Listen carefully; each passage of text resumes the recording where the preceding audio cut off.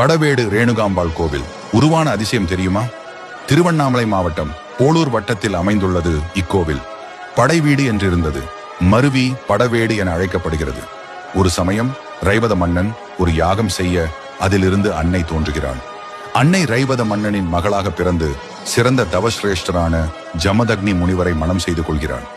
ரேணுகாதேவி எப்போதும் தன் கணவரின் பூஜைக்கு நதியில் இருந்து தனது பதிவிரதை திறனால் சூடாத பச்சை மண்ணில் செய்த குடத்தில் இருந்து நீர் எடுத்து வருவது வழக்கம்.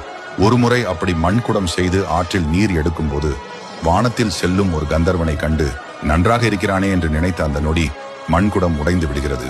மீண்டும் மீண்டும் குடம் செய்ய முனையும் போது மண்ணில் உருவாக்க முடிவதில்லை.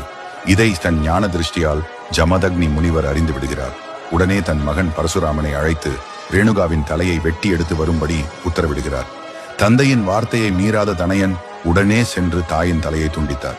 அதை தடுக்க முயன்ற ஒரு சலவைக்கார பெண்ணின் தலையையும் துண்டித்து விடுகிறார். பின் தந்தையிடம் வந்து விஷயம் கூற முனிவர் மகிழ்ந்து, உனக்கு வேண்டிய வரம் தருகிறேன், கேள் என்கிறார். உடனே பரசுராமர் தாயை உயிர்ப்பித்து தரும்படி கேட்கிறார். முனிவரும் நதிநீரை மந்திரித்து மகனிடம் தந்து தாயின் உடலோடு தலையை சேர்த்து வைத்து, இந்த நீரை தெளித்தால் உன் தாய் உயிர் பெறுவாள் என்கிறார். ஆனால் பதட்டத்தில் பரசுராமன் தனது தாய் மற்றும் சலவைகார பெண்ணின் உடலையும் தலையையும் மாற்றி உயிர்ப்பித்து விடுகிறார்.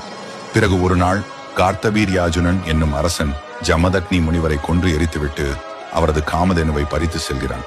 ரேணுகாதேவியும் உடன் கட்டை ஏறுகிறாள். அவளது பதிபக்தியை கண்டு மகிழ்ந்த சிவபெருமான் மழை பெய்யச் செய்தார். தீ அணைந்து தீக்காயங்கள் பட்ட உடலுடன் வேப்பிலை ஆடையுடன் வெளிப்பட்டாள் ரேணுகாதேவி. சிவபெருமான் பிரம்மா விஷ்ணுவுடன் தேவர்களோடு அவ்விடம் தோன்றி சாந்தப்படுத்துகிறார். மேலும் பூவுலகில் தலை மட்டும் கொண்ட தெய்வமாக விளங்கி பக்தர்களுக்கு அருள் செய்வாய் என்று ரேணுகாதேவிக்கு வரமும் தந்தார். அவ்வாறே அன்னை ரேணுகாதேவி பூ உலகில் சிரசை பிரதானமாக கொண்டு படைவீட்டில் அமர்ந்து அருள் பாலித்து வருகிறாள்.